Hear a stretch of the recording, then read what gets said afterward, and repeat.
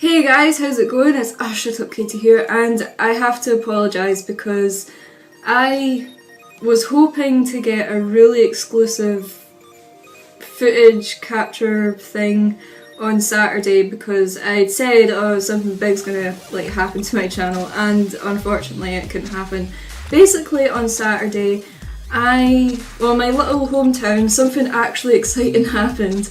There was a little event that was being held at a local independent game store, and it was a 5-hour event for The Last of Us, and you got to play the pre-alpha version, and there was a representative from Sony there who could talk to you about it.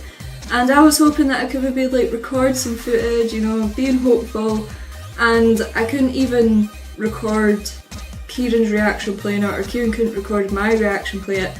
I wasn't even allowed to interview the Sony representative. He said that he didn't have permission from Sony themselves to actually say anything about the game, which is understandable, so I'm just going to have to tell you myself about the experience that I had playing The Last of Us.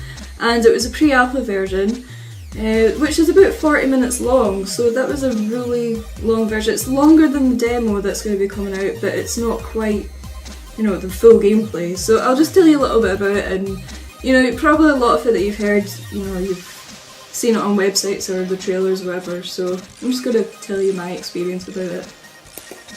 Well, it was playing as Joel's character, and I think you play as Joel throughout the whole game. I think that's been made pretty clear in the trailers, and you're helping Ellie get to the other side of the city, and they've not really said why, but I think it's because she's immune to the infection that's going about. So Joel's trying to help her get to the other side of the city, which means that she could escape the city and, be free or whatever, or maybe come up with a cure for the infection. And what Naughty Dog have done, they've made it so that, it's set in the future, but it's set in the future so that it was as if it's happening to you, if you know what I mean. So, say, I'm 19, so the time that they've set it in the game, I would be that age, so it's it's sort of happening to you. What Naughty Dog have tried to do is try to make it as realistic as possible, which is why, the idea of the game, it can be realistic because the inspiration, I'm sure you've heard this, was from a documentary that they watched about some fungus that was really poisonous to insects. And what happens is it's like a parasite that goes into their brain and it causes them to change. And eventually they die, but it infects each insect differently, so they don't all look the same. With the typical zombie games, they all pretty much look the same and act the same. But with this fungus infection, it's different, so Naughty Dog thought, well, we could apply that to humans, try and make it as realistic as possible. And with that, they created 3 different stages of the fungus infection, and the first one are the runners. I'm not sure if they'll be actually called them in the actual game, but they were called runners in this pre-alpha version. And these are the very early stages of the infection affecting the human, and they can still feel pain, so they're really easy to kill off. You've got very limited ammo throughout the whole game, I was told that. So you have to be really creative with the weapons that you can make. You can make weapons and you find bits and bobs everywhere, so you scavenge about and try and create some sort of weapon, because the guns are not ideal, and I'll tell you why in a minute. But the runners can still feel pain and they can still see you, they've still got some sight, so if you're caught walking about, then they will come after you, and they are runners, they proper bolt for you. And like I said, they're really easy to kill off, a few shots all over the body, that's them, they're done. And they're still human-like, so I think in the cutscenes, it's showing how difficult it is for Joel and Ellie to kill the runners because they're still human-like, and that can be quite, horrific for humans, so they've tried to make it as realistic as possible. And the second stage is the clickers, which I'm sure you guys have seen. They've got horrible fungus growth all over their heads, and they have no sight whatsoever, and they click, so you know that they're about. And basically the only way that you can kill them is headshots.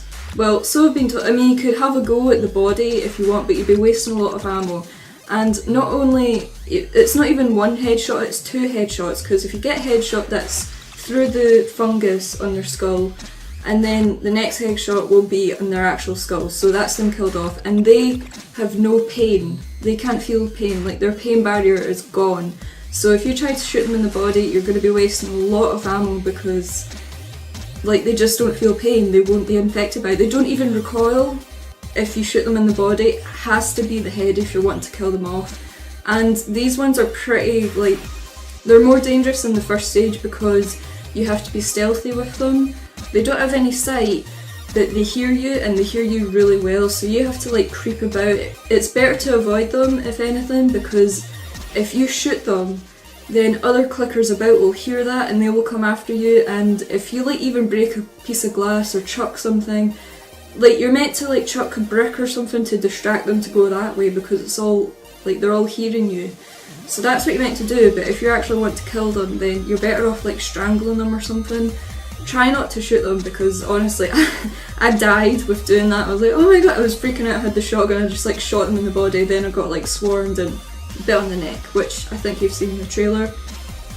And then the third stage is they're like up against the wall, like they've actually grown on the wall, so like they can't kill you, but if you go near it then it can kill you, like with the poisonous fumes that's coming from the fungus, it can infect you, so you have to like stay away from that, but that's like the least dangerous out of them all. So yeah, those are the 3 stages of the infected, which really creative, like it's something different.